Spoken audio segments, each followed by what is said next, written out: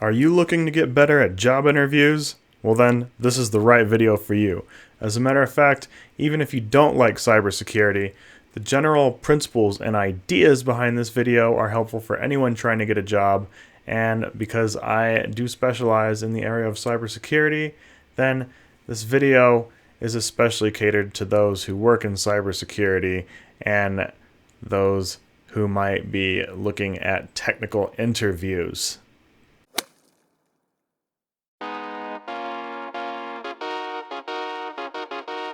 I received a question, very good question, about what types of questions should you be asking the interviewers. So when you go into an interview, there are the generic questions like what are your benefits plans or your comp plans. We're not talking about those types of questions. We're talking about more of the technical types of questions, like should you be asking your employer what type of work do you do in the SOC, or what types of questions do you even ask? What should you be expecting to ask when you go into an interview? And there's something very insightful about the way that this question was structured, because they said what types of questions should you ask, not what should I talk about. I thought that was an interesting thing to see. So I've been helping people get jobs for years. At least as long as I've been doing cybersecurity, so I guess about a decade. And I help people pass interviews, I help people with their job negotiations, their salary negotiations. I help people figure out how they can get different types of promotions and structure their careers. And typically, when someone comes to me and asks the question around interviews, then the question is usually something along the lines of, what should I say in an interview? Or what should I talk about? Like what should I talk about and what should I say? Versus this question is interesting, where they asked, what types of questions should I ask the interviewer? So that is actually more of the mindset that you should have whenever you go into an interview, because I always tell people that when you go into an interview, you should be thinking about what questions you should be asking the interviewer, not what types of things should I be telling the interviewer. Because when you go into an interview, whoever is doing most of the talking in the interview is the one who is not in control of the interview. If you want to be the one who's more likely to get hired as a candidate, who's going to be remembered, who's going to be the candidate when you go in for a technical or non-technical cybersecurity related job, there's certain things that will make you stand out in ways that other people just generally don't, whether they weren't trained to learn how to stand out or it's not in their personality to just naturally stand out. So if you go into a job interview, you should be in the mindset that I should be talking less. And so if I'm going to get interviewed, I should be thinking that I should be talking less in an interview, which means that I should be asking questions because I want the interviewer to ask, or to just talk. I want them to ramble, I want them to rant, and there's reasons behind this. There's a couple of reasons behind this as to why do I not want to talk, and why do I want the interviewer to talk. See, if we go into an interview and we get into our defensive little mode and we're like, all right, getting ready for this interview. We're stretching a little bit because our fingers are getting tense, getting those sweaty palms.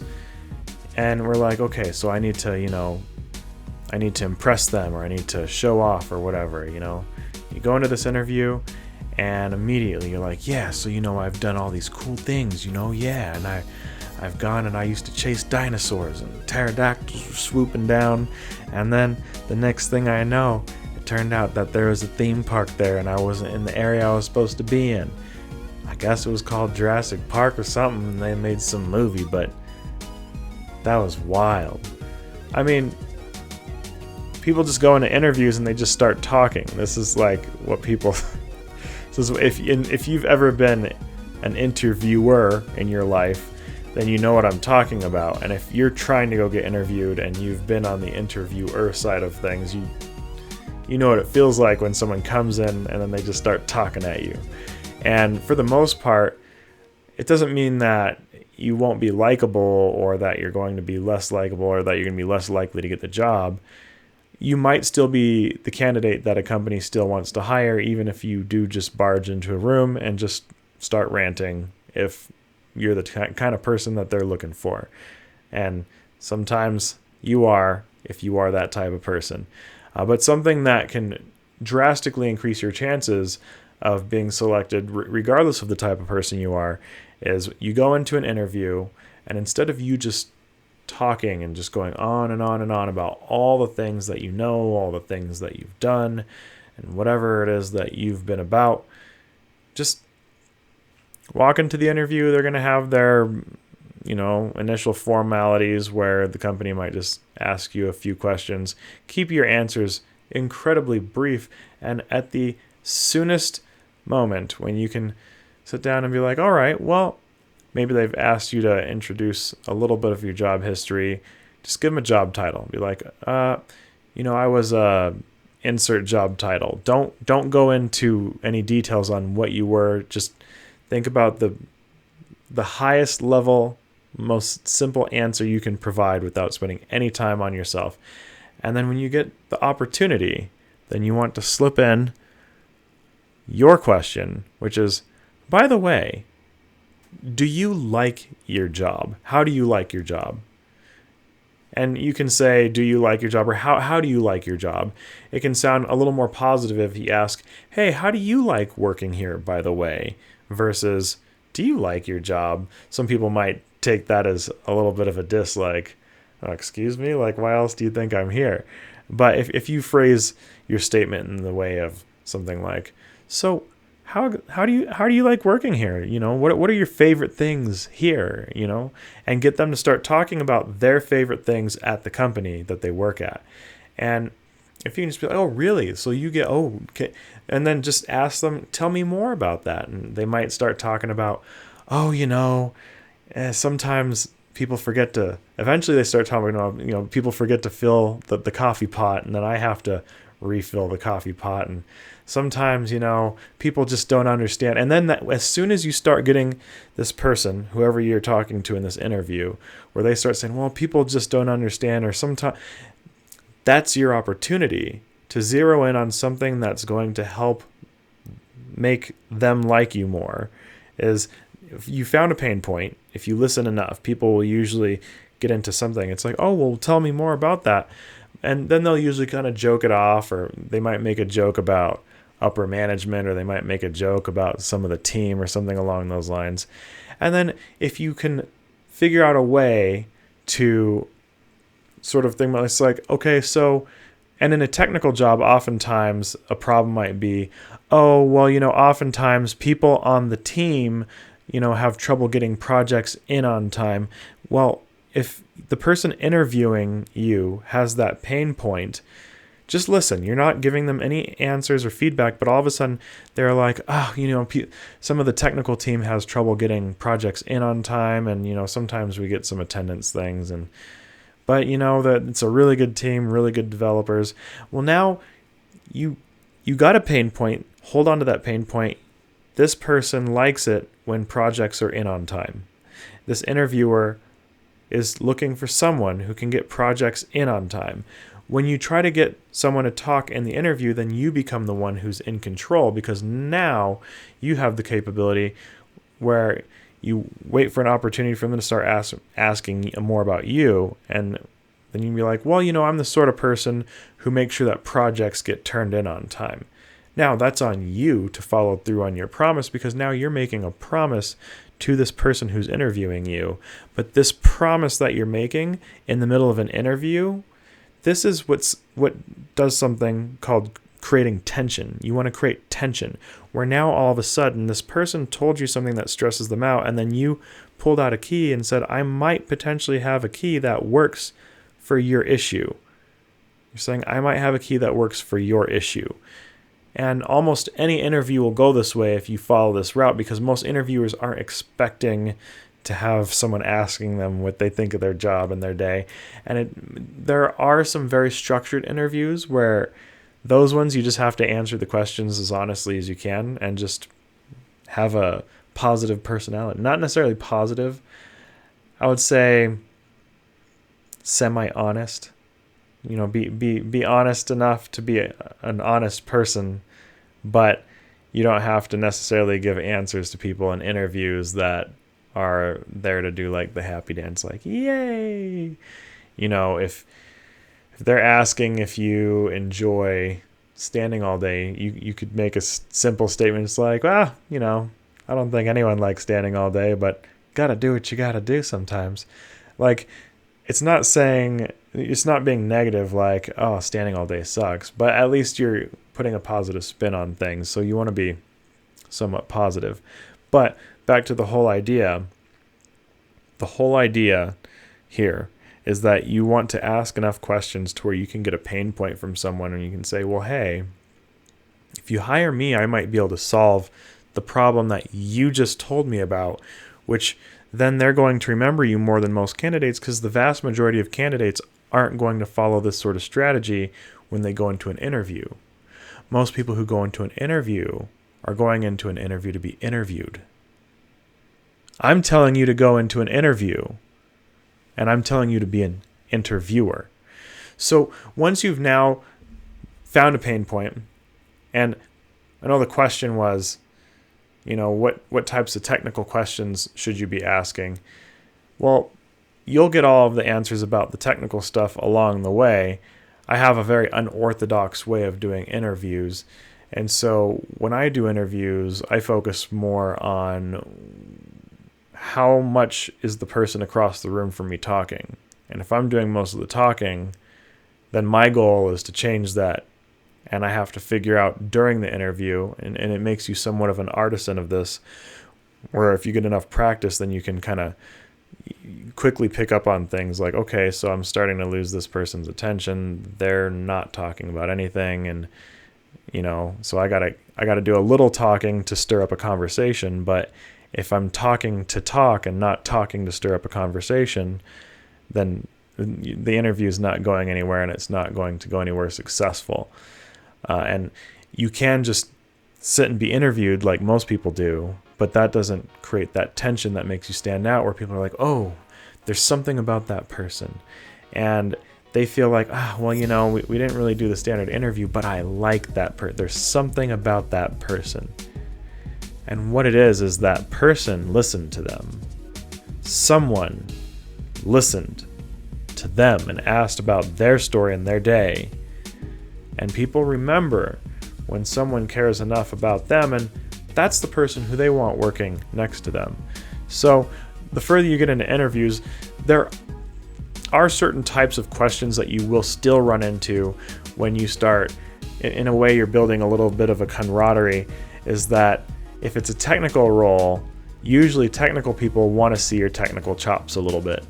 And if you have no technical chops and you're applying for something very technical, you're not going to get the interview, because they'll be like, well, we do need to make sure you can at least do these things.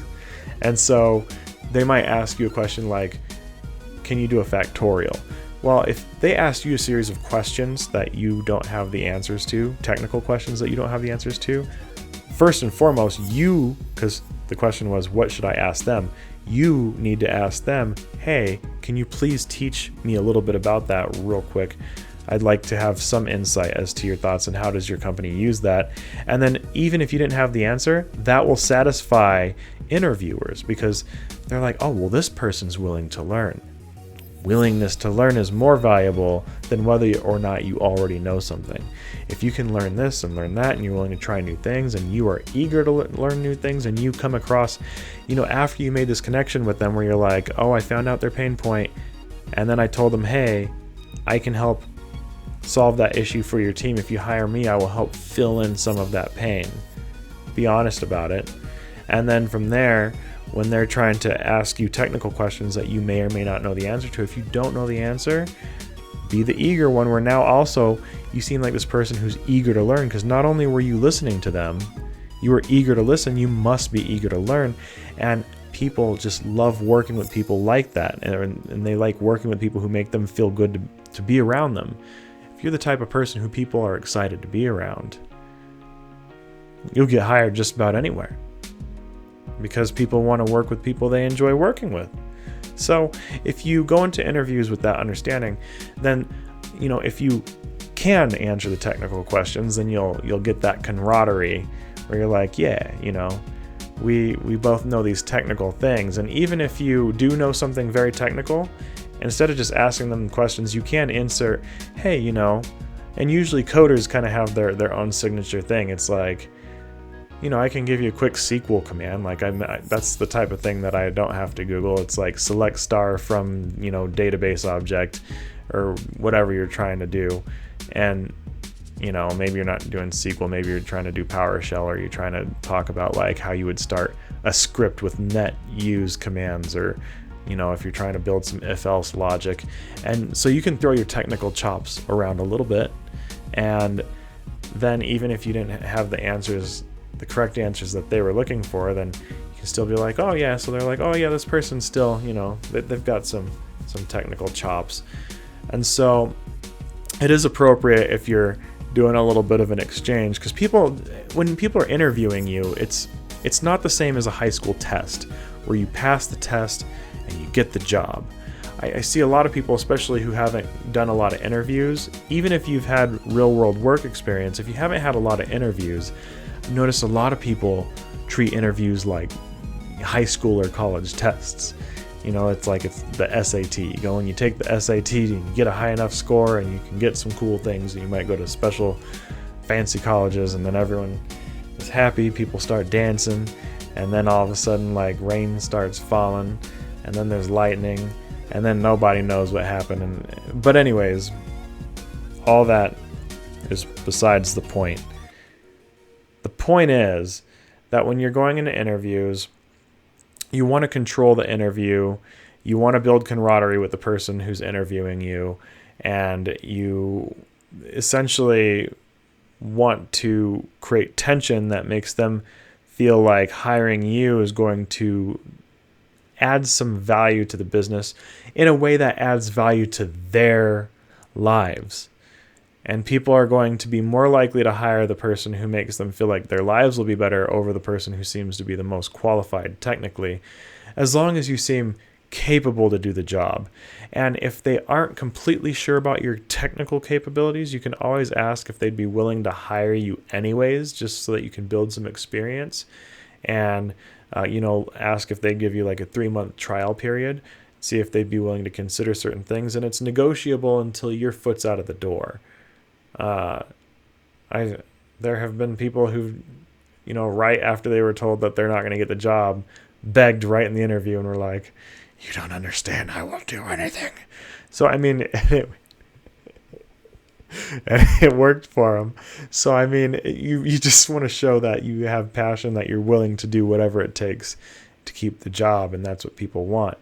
And, when you're trying to build experience early on, all experience is valuable. So control the interview. And once the interview is closed, I'll do a high-level summary of this before I close up this video. When you first get into the interview, you're sitting there asking questions, trying to get them to talk more about themselves, their workday. Ask about things like, how is your workday? What do you do with the team? What does the team do? So you can ask questions like, what does the team do exactly on an average basis? Or like, how many people work on the team? You can ask questions like that. If you can think of a question, then ask it. Just whatever questions you can come up with. And then, when they start giving you that pain point, be like, hey, let me help you with that. And then when you move on toward the end of the interview, show them some technical chops, show them some humility. And then now it's time for the interview to end usually, and you probably went overtime if you got them to rant. If the interview is not like borderline going overtime, then they didn't get stuck in that rant. Or they are a highly trained professional, and some highly trained professionals, they'll appreciate the way you interview with them anyways, because they'll see that you're capable of doing strategy, and if anything, they'll be even more impressed. And so if they're that type of person, help them out. Make it all work so you can do this. So, a couple of things. One of the things is I created a cybersecurity Essentials training program. This Cybersecurity Essentials training program is a 7-day email course where you'll get my email, or I wrote an ebook called The 10 Laws of Online Personal Security, and this talks about how to really structure the beginning of finding a cybersecurity job. It's really for people who don't already have a cybersecurity career at this time and you're trying to start your cybersecurity career. Maybe you're trying to get some interviews right now. This might help you figure out how you can get those interviews. So go ahead and check out my course, Cybersecurity Essentials. It's, in our homepage, noshapoint.com. And once again, I am the founder of Nosha Point, and Nosha Point is what allows me to be able to have the time to record these videos and answer your questions. So I'm thankful to all of your guys' support, and I'm thankful for the support from the business. I'm able to do this. So you guys have a good day, and I'll catch you in the next video.